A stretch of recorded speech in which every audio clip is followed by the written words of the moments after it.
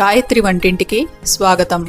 ఇక్కడ నేను చూపించబోయే వంటని మీరు కూడా చేసి మీ ఫ్యామిలీ మెంబర్స్తో రుచి చూసి ఎంజాయ్ చేస్తారని ఆశిస్తాను. ఈ వంటలపై మీ అభిప్రాయాలు, ప్రశ్నలు నాకు gayatri@gayatrivantillu.com ద్వారా తెలియపరచగలరు. ఈరోజు గాయత్రి వంటింట్లో వాము మిరపకాయలు తయారు చేయడం నేర్చుకుందాం. దీనికి కావలసిన పదార్థాలు: లావు మిరపకాయలు 300 గ్రాములు, ఉప్పు రుచికి తగినంత, వాము 2 టేబుల్ స్పూన్లు అంటే 15 గ్రాములు. ఈ వాము మిరపకాయల్ని వేయించుకోవటానికి సరిపడినంత నూనె. బజారులో లావు మిరపకాయలు కనబడినప్పుడు సాధారణంగా మిరపకాయ బజ్జీలు తయారు చేసుకోవచ్చని తడుతుంది. అంతేకాకుండా వీటితో వాము మిరపకాయలు కూడా తయారు చేసుకోవచ్చు. చూడటానికి వాము మిరపకాయలు కూడా ఊరు మిరపకాయలు లాగానే ఉంటాయి. కానీ అట్టే రోజుల తరబడి సమయం తీసుకోకుండా వేసవకాలం ఎండలకి 4 రోజుల్లో ఎండిపోతాయి. మరి రుచికరమైన ఈ వాము మిరపకాయల్ని ఏ రకంగా తయారు చేసుకోవచ్చో ఇప్పుడు చూద్దామా? లావు మిరపకాయలు తెచ్చుకున్నప్పుడు వాటిల్లో నుంచి వంకర్లు తిరగకుండా పొడవుగా ఉన్నవి, అలాగే ఒకటే సైజులో ఉన్నవి ఏరుకుని పక్కన పెట్టుకోండి. అలా ఏరుకున్న మిరపకాయలు 300 గ్రాములు వచ్చేటట్టుగా తీసుకోండి. ఒక బౌల్లో నీళ్లు తీసుకుని దాంట్లో ఈ మిరపకాయల్ని వేసుకుని శుభ్రంగా కడగండి. కడిగిన ఈ మిరపకాయల్ని పొడి గుడ్డ మీద పరిచి నీడ పట్టున ఎండనివ్వండి. పిన్నీసు తీసుకుని ఒక మిరపకాయకి నిలువుగా ఘాటు పెట్టుకోండి. ఇక్కడ చూస్తున్నారు, ఈ రకంగా ఘాటు పెట్టుకోవాలి.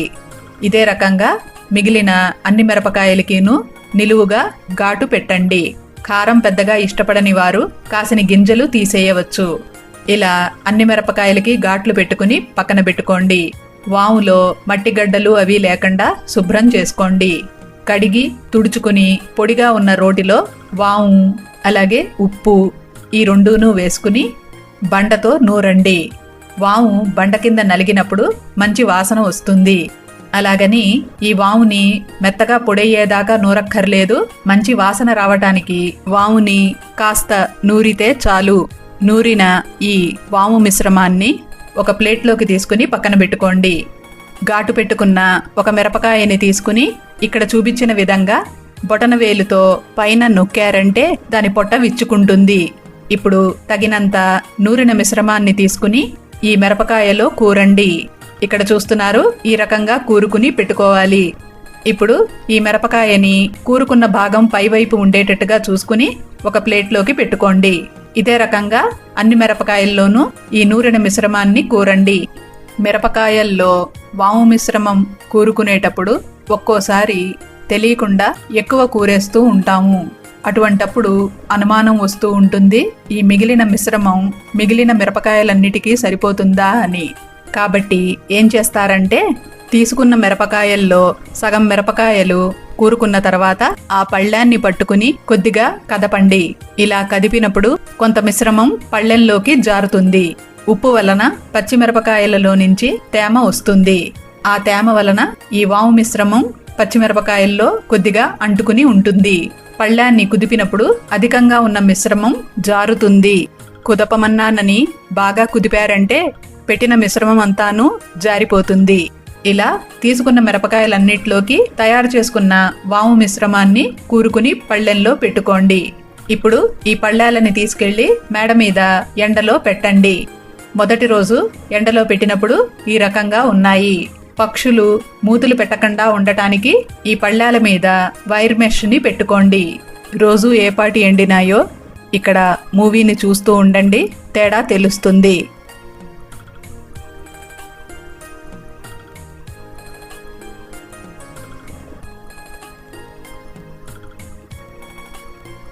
చూస్తున్నారు కదా, 4వ రోజు సాయంత్రానికల్లా పూర్తిగా ఎండినాయి. ఇలా బాగా ఎండబెట్టుకుంటే ఇవి నిలవ ఉంటాయి. ఇలా తయారు చేసుకున్న వాము మిరపకాయల్ని పొడి డబ్బాలో నింపుకుని గట్టి మూత పెట్టుకుంటే నిలవ ఉంటాయి. కాసిని వాము మిరపకాయల్ని వేయించి చూద్దామా?